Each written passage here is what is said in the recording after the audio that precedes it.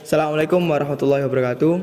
Perkenalkan, nama saya Nuranda Syuna Firdaus. Saya dari Prodi Ilmu Kelautan dari kelas C dengan nomor NIM 21034110007. Nah, di sini saya akan mengajak kalian semua memahami tentang kesadaran hak dan kewajiban mahasiswa sebagai generasi muda, sekaligus warga negara di bidang perpajakan. Sebelum kita membahas pajak lebih lanjut, maka tak berkenan bila mana kita menjelaskan pajak tanpa mengerti tentang pajak itu apa.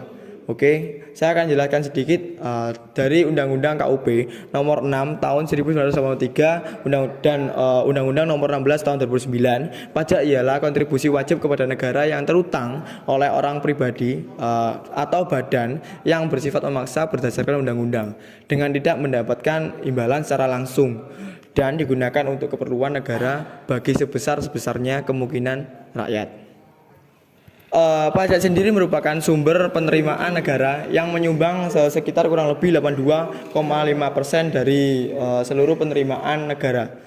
Tanpa pajak, negara tidak bisa membangun beragam fasilitas untuk rakyatnya. Coba bayangkan, seperti adanya jembatan yang menghubungkan antar kota, antar provinsi, bahkan antar pulau, seperti jembatan Suramadu yang bisa kita bayangkan dan bisa kita lihat setiap harinya, yang mungkin yang rumahnya dari jarak kampus Universitas Trunojoyo Madura, dari rumah Surabaya ataupun dari kota-kota yang lainnya, itu merupakan salah satu fasilitas yang disediakan oleh pemerintah dari hasil pajak tersebut.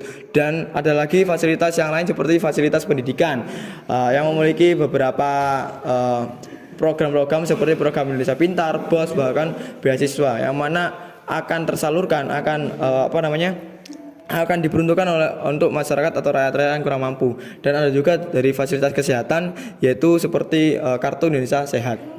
Dan itu semua merupakan manfaat kecil dari pajak.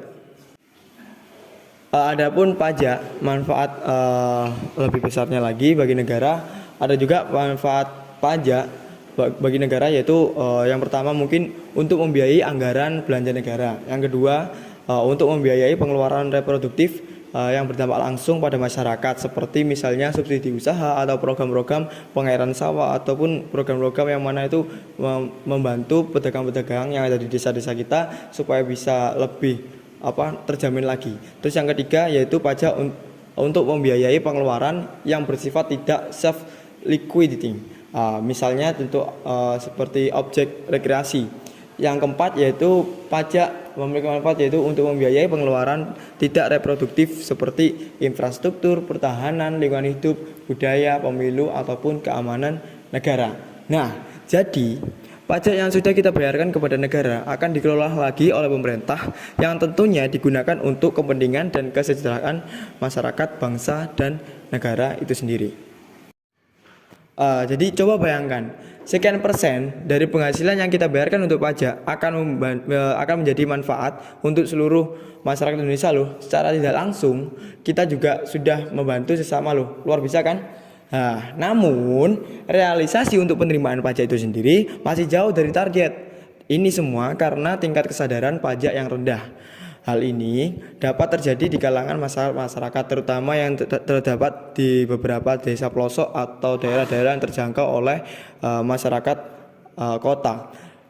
Hal ini juga disebabkan oleh beberapa penyebab, seperti yang pertama kurang keterbukaan pemerintah terkait penggunaan dana pajak. Yang kedua minimnya informasi mengenai bayar pajak. Jadi di sini kita mahasiswa dituntut sebagai generasi muda harus bisa menjadi agent of change. Yang mana agent of change itu adalah suatu pembawa suatu perubahan. Maka dengan ini mahasiswa juga berperan dalam edukasi pajak dengan tingkat wawasan atau keilmuan yang mumpuni. Diharapkan pula dengan adanya wawasan atau keilmuan yang mumpuni dapat memperbaiki situasi perpajakan di Indonesia yang masih kurang optimal untuk sekarang ini. Sebagai agent of change, mahasiswa dituntut juga dapat melakukan aksi nyata, yakni mungkin pertama dapat menumbuhkan kesadaran diri pada dirinya dalam membayar pajak. Sebab pajak itu berpengaruh besar atau berpengaruh banyak dalam berbagai aspek untuk masyarakat itu sendiri. Yang kedua, kontrol kepada pemerintah. Jadi kita sebagai mahasiswa itu melakukan pengontrolan kepada pemerintah untuk menciptakan suatu perpajakan yang kondusif.